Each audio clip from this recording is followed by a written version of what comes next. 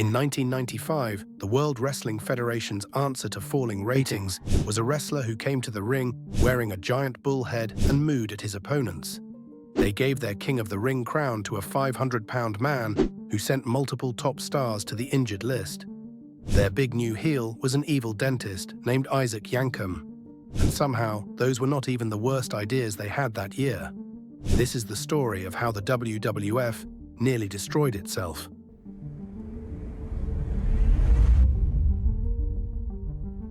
The 1995 Royal Rumble took place on January 22nd at the USF Sun Dome in Tampa, Florida. And the WWF made a decision that told you everything you needed to know about the state of the company. They cut the intervals between entrances from the traditional 2 minutes down to just 60 seconds. This was not done to make the match more exciting. This was done to cover up how pathetically weak the roster had become. The result was the shortest Rumble match in history at just 38 minutes and 41 seconds. For context, previous Rumbles had regularly exceeded an hour. When you look at the list of participants, it becomes painfully clear why they needed to shorten this thing. The roster included such legendary names as Mantor, Kwang, Henry Godwin, Aldo Montoya, the Bushwhackers, Well Done, and Timothy Well. By my calculation, well over half the people in this match were absolute jobbers, with no business being anywhere near a Royal Rumble. You had guys like the Blue Brothers, Adam Bomb and Dick Murdoch, rounding out a field that looked more like a house show battle royal than the road to WrestleMania. But despite all of this, the match did deliver one genuinely memorable moment. Shawn Michaels entered at number 1 and went the entire distance to win the whole thing. This was the first time in WWE history that the first entrant had ever won the Royal Rumble, and Michaels had to survive for nearly 40 minutes to accomplish the feat. He eliminated 8 competitors along the way, more than anyone else in the match. The final 2 participants were Michaels and the British Bulldog, who had entered at number 2. In a brilliant finish, Bulldog appeared to eliminate Shawn, sending him over the top rope while his music played and he celebrated in the ring. But Michaels had held onto the top rope and only 1 foot touched the floor. While Bulldog was busy celebrating prematurely, Shawn slid back into the ring and dumped the Bulldog over the top rope to secure the victory. It was the highlight of an otherwise dismal affair and set the stage for Michaels to challenge for the WWE Championship at WrestleMania. Speaking of the WWE Championship, Diesel defended the title against Bret Hart earlier on the card in a rare face versus face matchup. Bret carried Diesel throughout this match and sold like mad for the big man. He even threw in some sneaky heel tactics to make Diesel look stronger, doing everything in his power to make the champion appear credible. The match itself was excellent, going nearly 27 minutes and featuring some incredible storytelling with Bret working over Diesel's leg. But then came the finish, and this is where everything fell apart. There were a bunch of run-ins, with Shawn Michaels, Jeff Jarrett, the Roadie, Owen Hart, and Bob Backlund all interfering, while the referee just stood there looking confused. Eventually, the match was thrown out as a no contest. Nobody came out of this looking good, least of all Diesel, who was supposed to be the new top guy in the company. The WWE's habit of doing screwy finishes to major pay-per-view matches was starting to get really irritating by this point. And it would only get worse as the year went on. The rest of the Royal Rumble card featured Jeff Jarrett defeating Razor Ramon to win the Intercontinental Championship in a match where Ramon's injured leg collapsed under him while attempting the Razor's edge. The 1-2-3 Kid and Bob Holly won the WWE Tag Team Championship in the finals of a tournament after Bam Bam Bigelow accidentally kicked his partner Tatanka, and The Undertaker defeated Erwin R. Shyster in a forgettable bout that was part of his never-ending feud with Ted's $1 Million Corporation.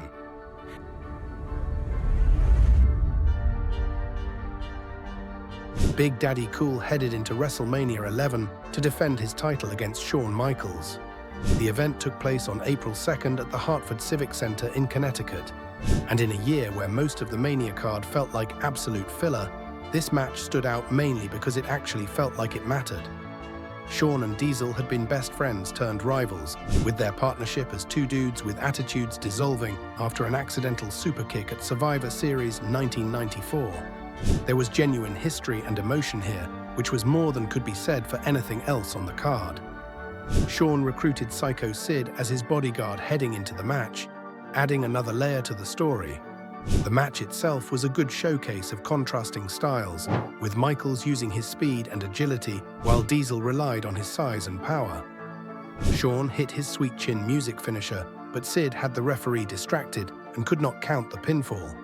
Diesel eventually recovered and won with a jackknife powerbomb, though reports suggest the move was somewhat botched. Still, this would be the high point of Diesel's entire title reign, and the sad part is it was not even the main event of WrestleMania. That honor was given to Bam Bam Bigelow versus Lawrence Taylor. Let that sink in for a moment. The main event of WrestleMania, the biggest show of the year, was a football player wrestling a 390-pound monster. Taylor was a Hall of Fame linebacker for the New York Giants, but he had never wrestled a professional match in his life. The storyline began at the Royal Rumble when Bigelow, frustrated after losing the tag team tournament final, shoved Taylor, who was sitting at ringside. This led to a confrontation that Vince McMahon saw as an opportunity for mainstream media coverage.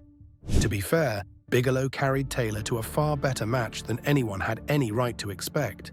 The bout went nearly 12 minutes, and Taylor showed surprising athleticism for a non-wrestler. He trained with Diesel to prepare for the match and had an all-pro team of NFL players in his corner, including Ken Norton Jr., Carl Banks, Ricky Jackson, Steve McMichael, Chris Spielman, and Reggie White. Salt and Pepper even performed his entrance music. Taylor won the match, and Vince McMahon reportedly loved it because of the mainstream attention it brought to the WWE. But here is the tragedy of this whole situation. Bam Bam Bigelow seemingly did everything right. He was a 390-pound man who could do moonsaults. He had carried a non-wrestler to a respectable WrestleMania main event. He should have been rewarded with a monster push toward the WWE Championship. Instead, that push never came. According to reports at the time, Bigelow allegedly got buried for standing up to the Clique backstage. The Clique was the powerful backstage faction consisting of Shawn Michaels, Diesel, Razor Ramon, Triple H, and the 1-2-3 Kid. They had significant influence over creative decisions and were not shy about protecting their positions. Bigelow's WWE career never recovered. He challenged Diesel for the title, but lost when Tatanka turned on him. By the end of 1995, he was gone from the company entirely, eventually showing up in ECW, where he would have a career renaissance. It remains one of the biggest missed opportunities of the entire decade. The rest of the WrestleMania card was an absolute mess. Bret Hart, the best pure wrestler in the company, was not being used properly at all. Instead of doing anything meaningful, he was stuck feuding with Bob Backlund in an I Quit match with Roddy Piper as the special guest referee. Piper just shouted into the microphone the entire time, bellowing, "Do you quit?" over and over again, like a malfunctioning action figure. It was one of the most irritating things all year, which is saying something when you consider that Vince McMahon was still doing commentary. The Undertaker had been feuding with Ted's $1 Million Corporation ever since the fake Undertaker storyline from the previous year. By WrestleMania, that meant he had to wrestle King Kong Bundy in what might have been even worse than his match against the fake Undertaker. Bundy was well past his prime and could barely move at this point. The match was slow, plodding, and completely forgettable. The Undertaker won, but nobody cared. Jeff Jarrett retained the Intercontinental Championship against Razor Ramon. Owen Hart and Yokozuna won the tag team titles from the Smoking Guns, and the allied powers of Lex Luger and Davey Boy Smith defeated the Blue Brothers in the opening match. It was a card completely devoid of star power, memorable matches, or meaningful storylines. WrestleMania 11 is consistently ranked among the worst WrestleManias in history, and it perfectly encapsulated everything wrong with the WWE in 1995.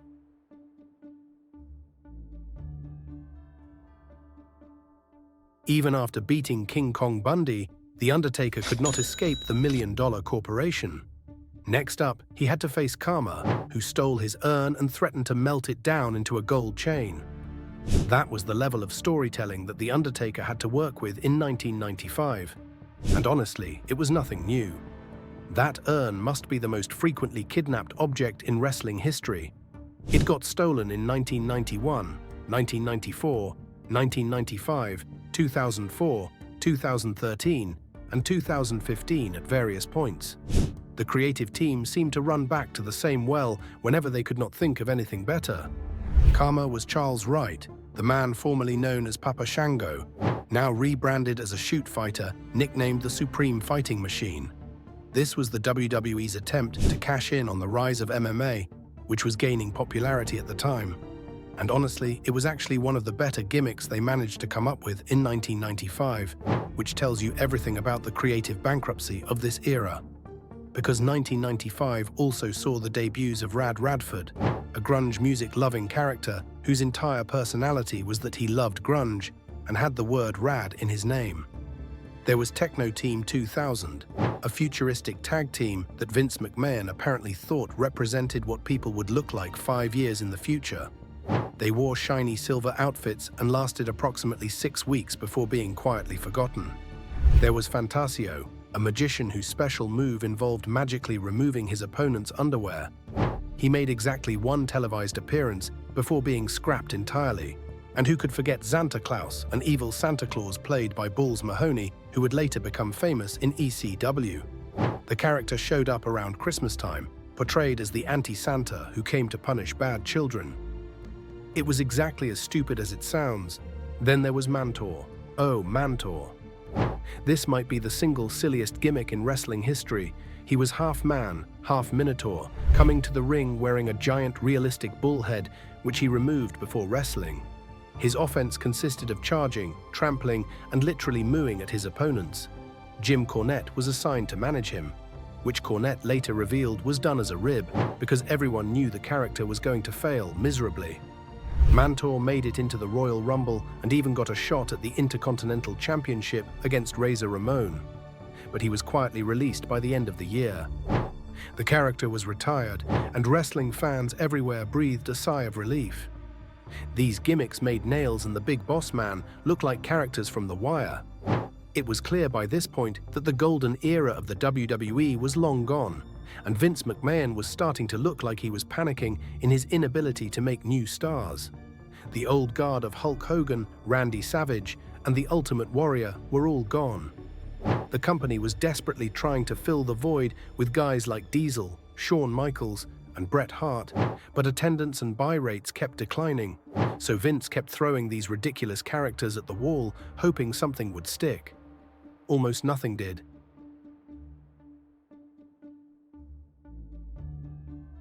And God knows Vince tried to make new stars, but everything he touched seemed to turn to Mabel.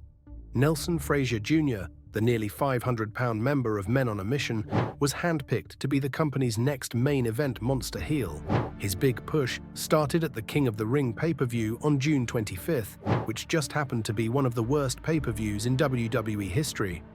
The event took place at the Core State Spectrum in Philadelphia, Pennsylvania, which was significant because Philadelphia was ECW territory.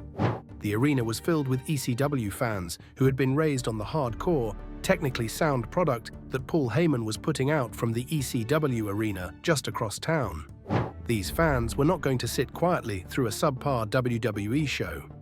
The King of the Ring tournament bracket was stacked with big names like Shawn Michaels, The Undertaker, Razor Ramon, and Yokozuna. But they were all knocked out early in the competition through some truly baffling booking decisions. Shawn Michaels faced Karma in the quarterfinals, and the match went to a 15-minute time limit draw, eliminating both men from the tournament. The Undertaker lost to Mabel in the second round after interference from Karma. Yes, Mabel pinned The Undertaker clean in the middle of the ring. Think about how insane that booking decision was.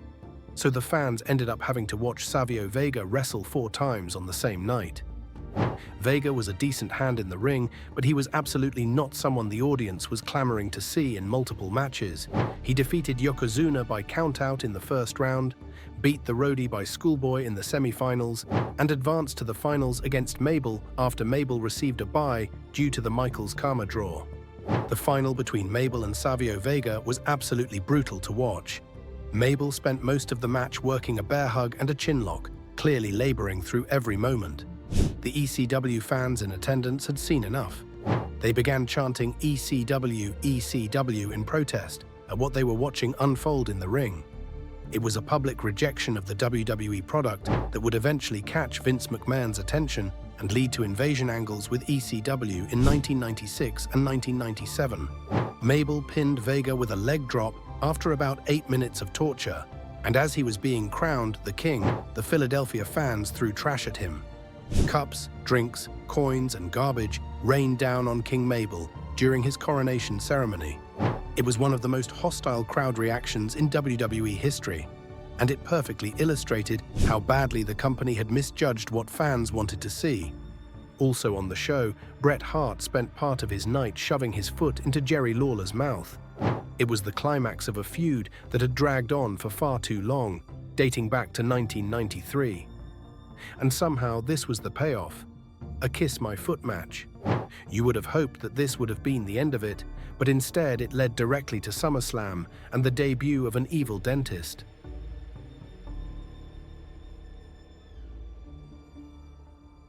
Jerry Lawler somehow needed dental work after having Bret's toes in his mouth. And that is how the world was introduced to Isaac Yankem, DDS. Yes, somehow Lawler convinced his dentist to close the clinic early and come wrestle for him. His name was a pun. Isaac Yankem, he yanks teeth. The WWE thought this was clever. Isaac Yankem was played by Glenn Jacobs, the man who would go on to become Kane, one of the most iconic characters in wrestling history. Jacobs reportedly hated this gimmick with a passion and nearly quit professional wrestling entirely because of it. He came to the ring with a giant set of fake teeth, and his vignettes showed him torturing dental patients while Lawler cackled in the background. The WWE thought this was hilarious. Bret Hart versus Isaac Yankem at SummerSlam 1995 was one of the Hitman's worst ever pay-per-view matches. The bout went over 16 minutes, and Jacobs was simply too green at this point to keep up with Bret's technical style. There was too much choking and punching, and the match dragged badly. Lawler interfered repeatedly, and the finish saw Yankem and Lawler attack Hart while he was caught in the ropes in a hangman position.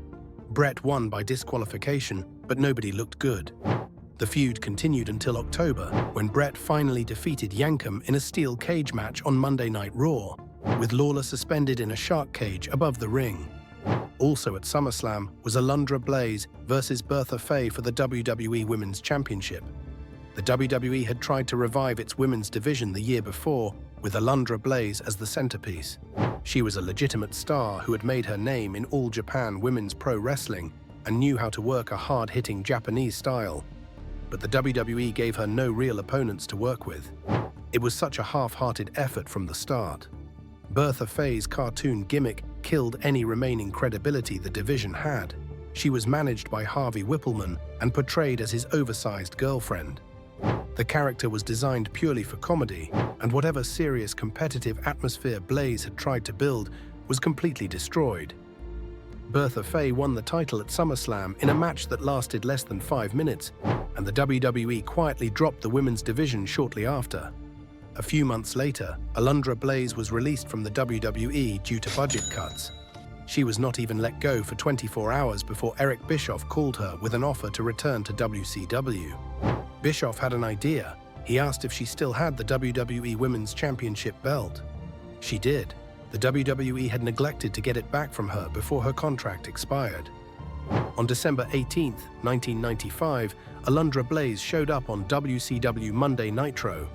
She walked up to the announce table, introduced herself as Medusa, held up the WWE Women's Championship belt, and threw it into a trash can on live television. She looked directly into the camera and said, "That is what I think of the WWE Women's Championship belt." It was one of the most shocking moments in wrestling history and one of the first major shots fired in what would become the Monday Night Wars. The incident resulted in the immediate deactivation of the WWE Women's division, which would not be revived until 1998. It created a deep-seated paranoia in Vince McMahon that directly influenced the infamous Montreal Screwjob 2 years later. And it blacklisted Blaze from the WWE for nearly 20 years until she was finally inducted into the Hall of Fame in 2015. WCW Monday Nitro debuted just 8 days after SummerSlam on September 4, 1995, and they did not waste any time making a statement. The show broadcast live from the Mall of America in Bloomington, Minnesota, And they chose that venue specifically because WCW was not confident they could fill an arena at the time. But what happened on that first episode would change professional wrestling forever. The show opened with Brian Pillman versus Jushin Thunder Liger, a fast-paced cruiserweight match that showcased a style completely different from the plodding WWE main events. It immediately signaled that Nitro was going to be something different. Then came the United States Championship match between Sting and Ric Flair, and just before they locked up, something unthinkable happened. Lex Luger walked out. This was not part of the show. This was not announced. Lex Luger had been wrestling for the WWE just 24 hours earlier at a house show in St. John, New Brunswick, Canada. He had appeared at SummerSlam 8 days prior, helping Diesel against King Mabel's interference. He was a WWE talent, and now he was standing in a WCW ring. Eric Bischoff on commentary played it perfectly, acting shocked and yelling, "What the hell is he doing here? Get the camera off of him, get security and get him out of here." It was wrestling television at its most unpredictable, and it told the audience that anything could happen on Monday Nitro. The explanation was simple. Vince McMahon had not bothered to sign Luger to a new contract when his old one expired. Instead, Luger was working on a handshake deal while they came to terms. Eric Bischoff reached out to Luger through Sting and made him an offer. Bischoff later admitted he offered Luger only $150,000 per year, about 20% of what he had been making when he left WCW 3 years earlier. Bischoff was deliberately trying to have Luger turn down the offer so he could at least tell Sting that he tried. But Luger shocked everyone by accepting, so Lex took advantage of the situation and jumped to the competition. The debut of Monday Nitro sent a message to everyone watching. WCW was for real, and they were willing to do whatever it took to beat the WWE. Luger eventually faced Hulk Hogan for the WCW Championship on the September 11th episode of Nitro, which Hogan won by disqualification. The groundwork was being laid for the Monday Night Wars that would dominate wrestling for the next 6 years. The main event at SummerSlam 1995 was Mabel versus Diesel for the WWE Championship, and it was every bit as bad as you would expect. SummerSlam took place on August 27th at the Pittsburgh Civic Arena, and the match lasted only about 9 minutes because that was all anyone could handle. Mabel wrestled like he was underwater. It was like watching him in slow motion, and Kevin Nash just was not a skilled enough wrestler to carry him through it. At one point, Mabel performed a sit-out splash onto Diesel's lower back, despite Nash specifically requesting beforehand that Mabel not do that move. When it happened, Diesel could be heard on camera cursing Mabel out. Nash later said that he could not feel his legs for a few seconds after the impact. It was a legitimate injury that could have ended his career. Vince McMahon was reportedly so furious after the match that he tried to fire Mabel on the spot. Nash, despite being the one who was injured, actually talked Vince out of it. But Mabel had already developed a reputation for being reckless in the ring. He had previously hurt Fatu during a match, and the pattern would continue. A few weeks later, Mabel fractured The Undertaker's orbital bone during a house show match. The Undertaker described what happened in an interview. "We were in the middle of the match and he ended up lunging, coming full speed.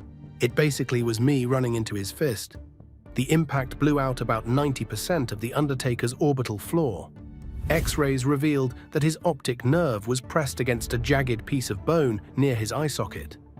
The doctor told him that if he had been hit again in that area, it probably would have severed the nerve and he would have lost his eye entirely. It took 2 surgeons to go in, remove all the bone fragments, and put in a fake orbital floor. The injury put The Undertaker out of action for 2 months. When he returned, he had to wear a protective mask that looked like something from Phantom of the Opera. It was designed with padding to protect his eye in case of another accidental blow. The mask actually worked with his character and became an iconic look, but it was born from a potentially career-ending injury caused by Mabel's recklessness. The original plan was for Mabel to have a rematch against Diesel at In Your House 4 in October, but Vince McMahon had seen enough. Instead, he inserted the British Bulldog into the main event of the pay-per-view after turning him heel. On the show, Mabel ended up facing Yokozuna, his former ally, in a match that was hastily thrown together. As if the fans had not suffered enough in 1995, They were subjected to 5 minutes of these two men lumbering around the ring, which ended in a double countout. Vince McMahon, on commentary, called it a less than stellar matchup, which was his way of saying it was absolutely terrible. After the match, Yokozuna and Mabel stared each other down before inexplicably hugging and making up. The crowd booed mercilessly. It was wrestling at its absolute worst. The main event between Bulldog and Diesel at In Your House 4 was somehow even worse. It took place on October 22nd, 1995 at the Winnipeg Arena in Canada, and it has gone down in history as one of the worst pay-per-view main events the WWE has ever produced. The match was slow, plodding, and completely devoid of any excitement. Bulldog spent most of the 18 minutes applying leg holds that even Bret Hart, who was on commentary, admitted were not doing any real damage.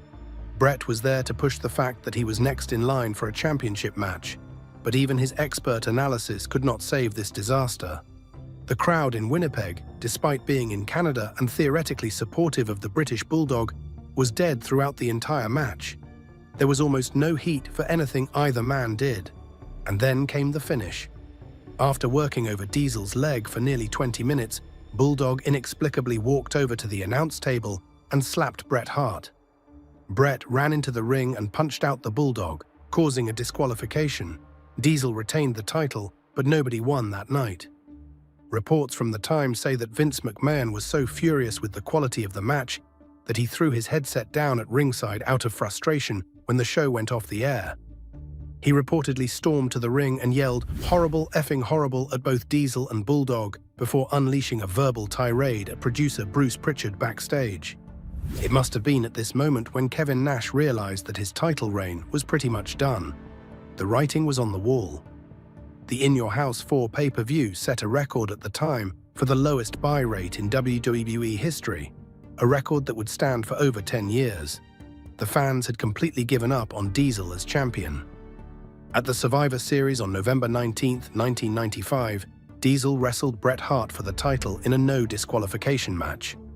The event took place at the US Air Arena in Landover, Maryland, and for once one of Diesel's matches actually delivered.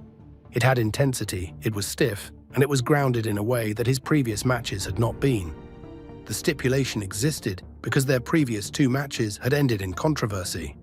At the 1994 King of the Ring, Diesel won by disqualification due to interference from the Anvil.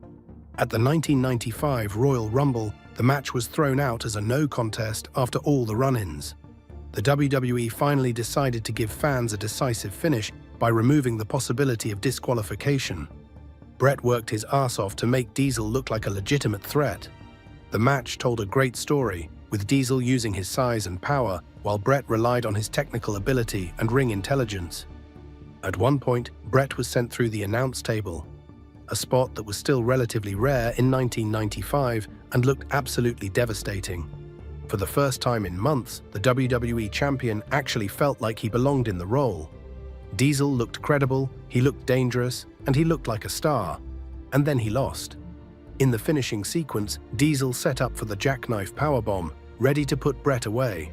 But Bret had been playing possum, and as Diesel lifted him up, Bret hooked his leg and rolled him into a small package for the 3 count. The crowd erupted. Bret Hart was the new WWE champion for the 3rd time in his career.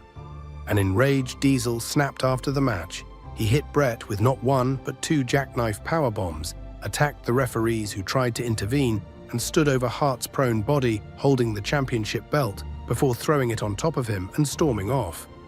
It was the beginning of Diesel's character transformation into a more edgy, "I do not care what you think" attitude that he would carry into his final months with the company. Diesel's title reign failed for plenty of different reasons, and understanding them helps explain why 1995 was such a disaster for the WWE. First, he was pushed as a smiling, chatty babyface when he worked so much better as a silent badass. The Diesel who had gotten over in 1994 was a cool, dangerous enforcer who let his actions speak louder than his words. The Diesel of 1995 was cutting corny promos and trying to be everybody's friend. The fans just wanted him to shut up and get on with it. But the WWE kept making him talk. Second, apart from Shawn Michaels, he had no strong heels to work with.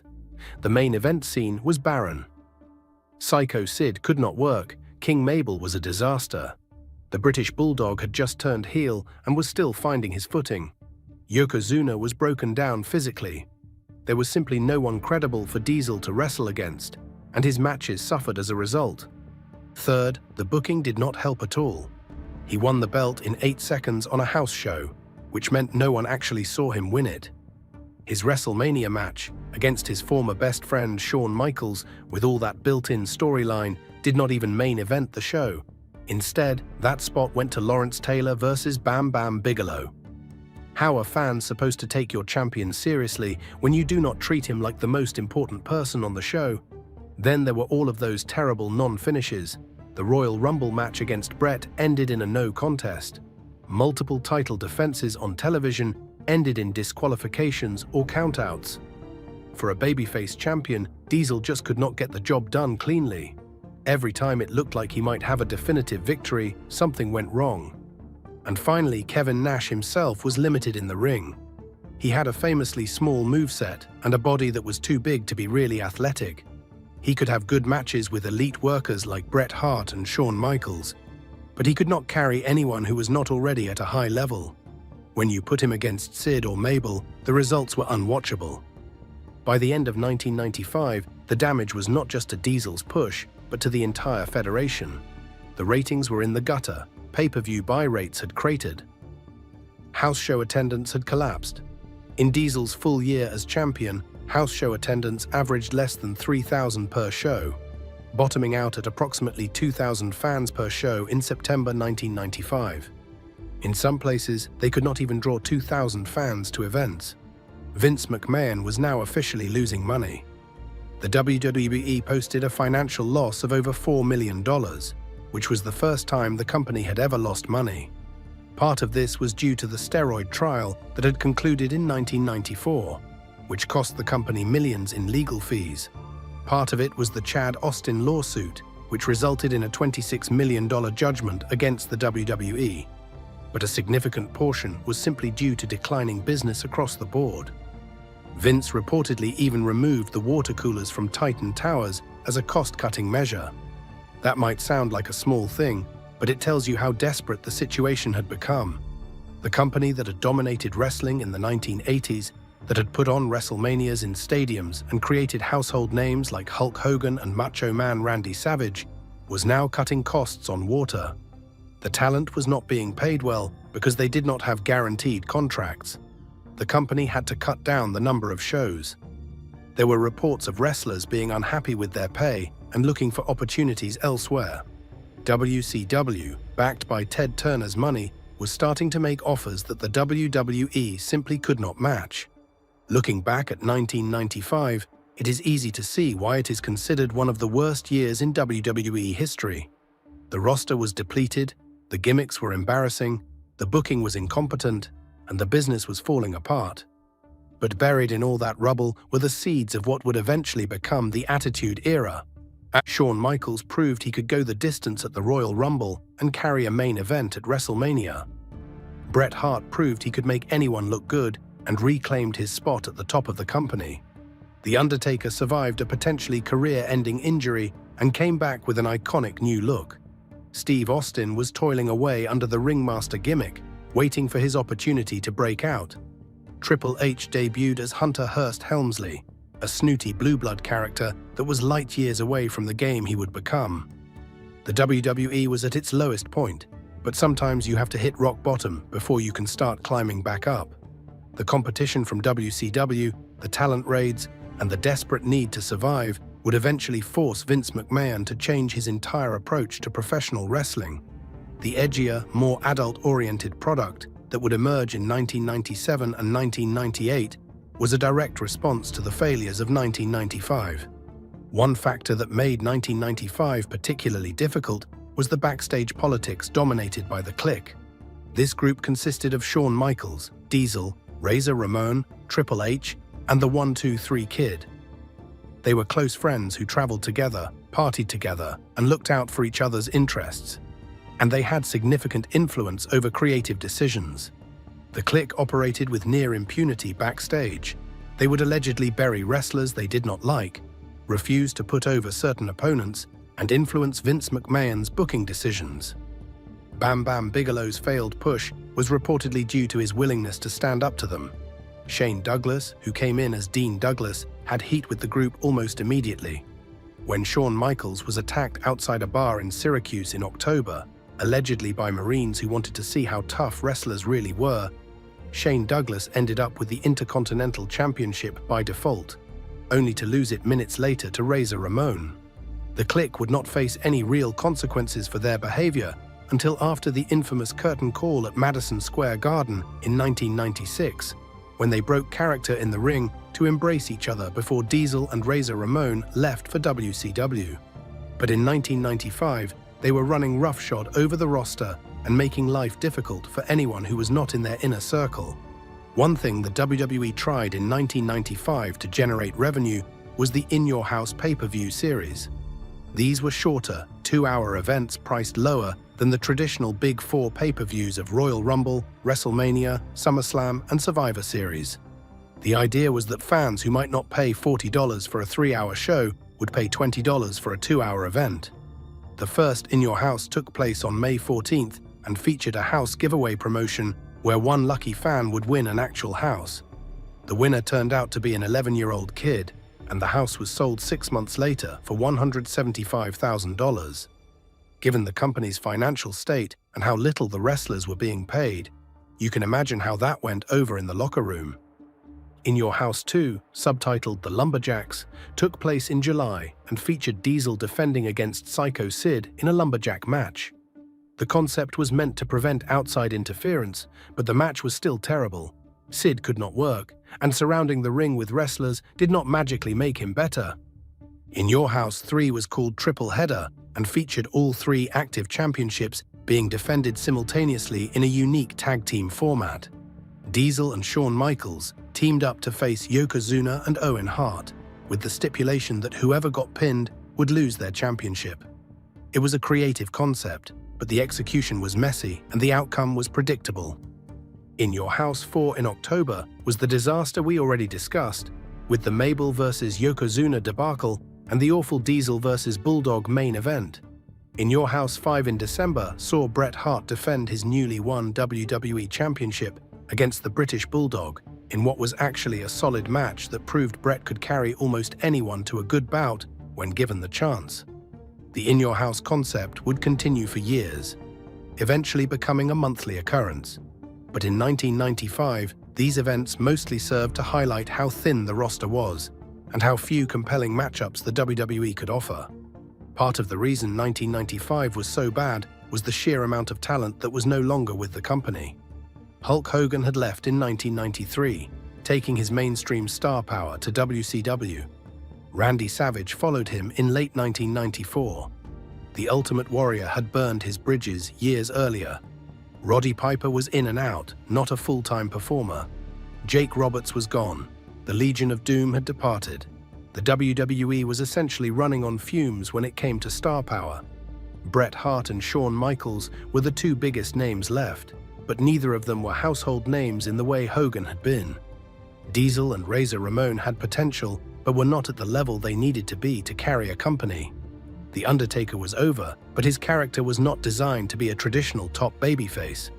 When you look at the Royal Rumble participants in 1995 versus 1993 or 1994, the difference is staggering.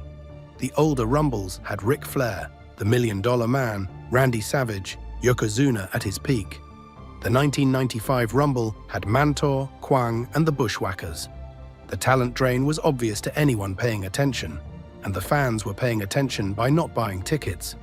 Beyond the roster issues, there was a fundamental creative bankruptcy in 1995. Vince McMahon was still operating under the same mindset that had worked in the 1980s, creating cartoon characters and family-friendly entertainment. But the audience was changing. They wanted something grittier, more realistic, more adult. ECW was proving that there was a market for a more hardcore, edgy product. WCW was showing that you could present wrestling as a legitimate sporting competition rather than a circus act. The WWE was stuck in the middle, unable to commit to either direction. The result was characters like Mantor and Isaac Yankem that were too silly for adults, but not particularly appealing to children either. The creative team seemed to have no idea what they were doing. Feuds would start and then fizzle out without resolution. Champions would be booked to look weak. Promising talents would be saddled with terrible gimmicks. There was no long-term planning, no coherent vision for where the company was going. It was a series of desperate attempts to find something, anything, that would connect with the audience. Looking back at 1995 from the perspective of knowing what would come in 1997 and 1998, it is clear that this was the year the WWE nearly died. They hit rock bottom in every measurable way. Business, creativity, morale, everything was at its lowest point. But sometimes hitting rock bottom is what it takes to force real change. Vince McMahon would eventually learn from the failures of 1995. He would steal ideas from ECW. He would push edgier content. He would let his wrestlers be themselves rather than play cartoon characters. He would create Stone Cold Steve Austin and The Rock and D-Generation X. He would launch the Attitude Era and win the Monday Night Wars. But that is a story for another time. In 1995, the WWE was not thinking about creating a new era. They were just trying to survive, and barely managing to do even that. Like and subscribe for 100 years of luck. Until next time.